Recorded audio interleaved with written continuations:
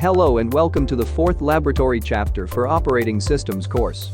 The topic of this video is inter-process communication, which aims to help you understand how communication of information between multiple processes can happen. Let's begin.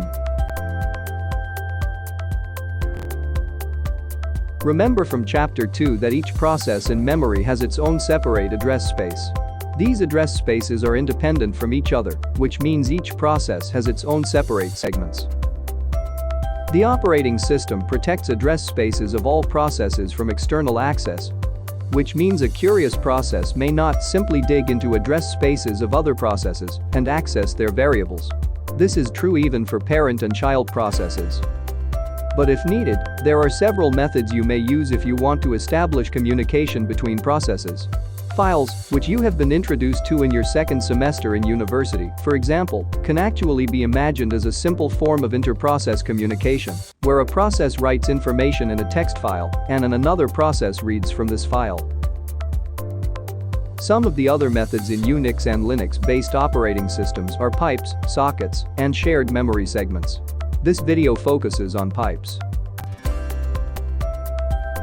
A pipe is an inter-process communication method used for carrying information between two processes. It actually consists of two file descriptors, one of which can only be read from, and the other can only be written to. You can imagine it as the pipes in real life. Data comes in from one end, and it pops out from the other.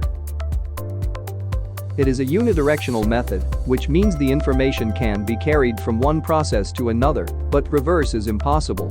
If bidirectional communication is needed, multiple pipes must be used.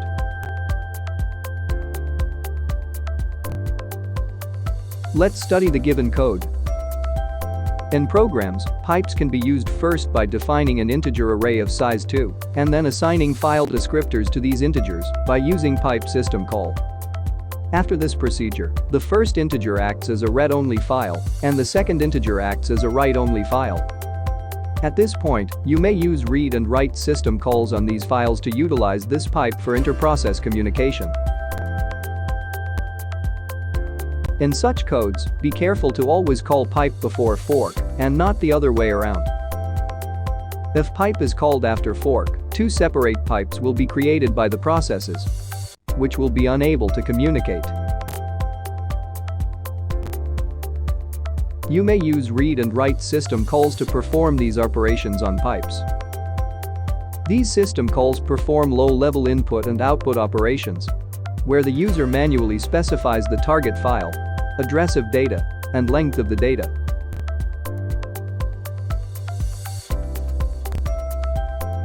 A different use of pipes is telling it to behave as the standard input and output devices. Normally, standard input of a process is usually the keyboard, and standard output is the window. But if you want, you may replace these with pipes.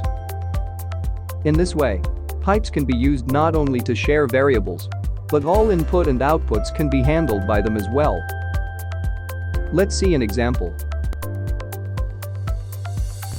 Let's assume we want to find out how many files and folders we have. In order to do so in command line, you must first list your files and then use WC utility to count number of lines. In programmatic way, this can be achieved with the help of two processes. One process to execute the ls utility and one process to count number of lines ls utility produces. In this code, child process is the one executing ls and parent process is the one counting lines. But somehow, the output created by the child process must be carried to the parent process. Pipes come in handy here. We tell child process first to close its standard output and attach right end of the pipe using dup system call. At the same time, we tell parent process to close its standard input and attach read end of the pipe. This way, child process thinks it is displaying output on screen, but instead, this output is written to the pipe and sent to the parent process. Similarly, parent process is thinking it is reading input from keyboard, but the input actually comes from the pipe.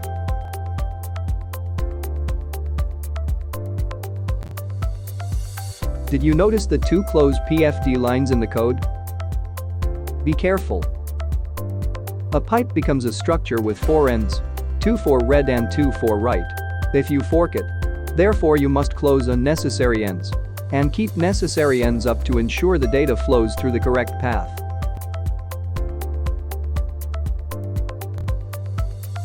This concludes the 4th laboratory chapter. If you have any questions regarding the concept of interprocess communication and use of pipes, you may use the forum and web online course page. Thank you for watching. Stay safe and stay healthy.